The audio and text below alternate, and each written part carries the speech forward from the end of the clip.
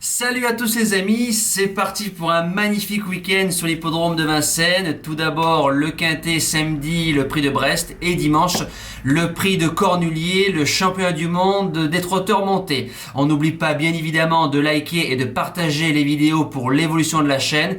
Conditions du prix de Brest, 2850 mètres grande piste, course européenne, 16 partants, 10 en tête, 5 au 25 et le crack clean game aux 50 mètres. On lance tout de suite la sélection.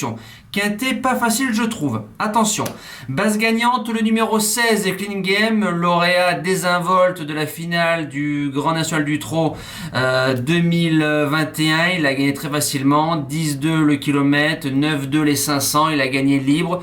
Ce cheval, je le connais depuis qu'il est sous l'entraînement de Sébastien Guarato, il est passé chez Jean-Michel Bazir. Je n'ai jamais vu une telle prestation de sa part dans la finale du GNT. Il était luisant, il brillait. S'il nous refait la même course, je pense qu'il peut gagner malgré la présence du cheval de Jean-Michel Baudouin, 50 mètres devant lui. Deuxième base, le numéro 4, Marcelo Huib. Il reste sur 4 victoires, dont 2 d'autorité et 2 très courageuses. Il fait toutes les distances, il est lutteur, il est maniable, il est courageux. Il a franchi un palier cet hiver, il part en tête, s'il arrive à avoir les bons dos. Sur 500 mètres, c'est un cheval qui ne lâche pas le morceau. Premier outsider, le numéro 15, Cébello Romain. Alors lui, depuis un an, c'est une progression folle. D'un simple cheval de quintet, il a ensuite monté les échelons superbement bien. On l'a touché dans le prix des Cévennes, on était mal embarqué. Croyez-moi, il n'y a qu'un champion qui peut venir faire troisième en faisant 7-7 les 500. Ensuite, il a fait troisième du Jean Dumouche, d'Élite Beaufour et de Feliciano. À l'heure actuelle, il y a pire comme ligne, bien ramené. C'est un cheval qui joue sa place dans le multi. Deuxième outsider, le numéro 8, Victor Ferme, course visée à planer, déféré des 4. Le pilote qui va dessus, Alexandre Abrivard, il part en tête. Il a gagné 2 quintets fin octobre et début novembre. Il n'y a pas une grosse marge de manœuvre, mais il est redoutable sur 500 mètres, bien caché. Il sortira pas des 5. Les secondes chances sont le numéro 12, Falcao de Lorma. Alors le cheval était engagé, déféré, plus un pilote dans le prix de Forez, la fameuse course d'Élite Beaufour. Donc quand je vois le plateau du Forez et le plateau du Brest, je me dis qu'ils ont sûrement raison. Ça c'est mon avis. Il a été très bon dans le Jean Boyero. Ensuite il a été distancé dans le Jean Dumouche, mais il a suivi libre à l'arrière-garde. Déféré et Clément Duval d'Estaing. C'est l'heure ou jamais de finir dans les 5.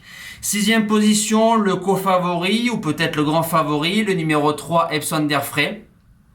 Il reste sur 3 victoires d'autorité. C'est un cheval qui va devant. On ne se retourne pas dès qu'on fait devant méchant. Parfois, il est fautif.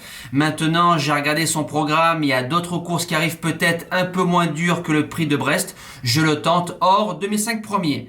En 7e position, le numéro 9, Fredja Dupont, bonne 3e de la finale du GNT, a été bien drivé par Nicolas Bazir. Maintenant, faut viser les courses, elle a pratiquement 400 000 euros de gain. Si on lui remet le même parcours que la finale, c'est une jument qui sort pas de l'argent.